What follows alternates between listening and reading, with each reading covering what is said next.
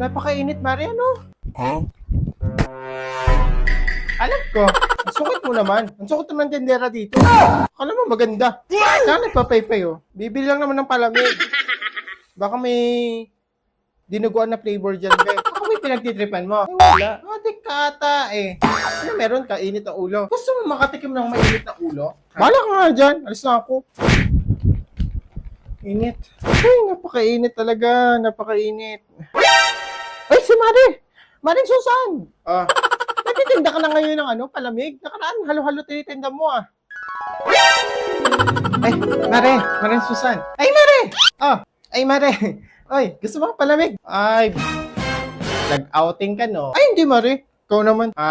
Nag-rejuve. Napasobre, lagyan mo ng toner.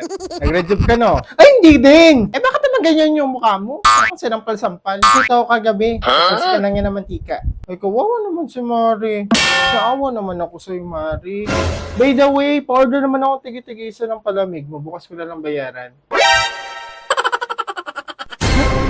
Parado? Yan, ganyan. Ganyan kayo eh. O-order lang. Kala mo di ba bayaran? Wala naman lasa yung mga palamig ninyo. Visit.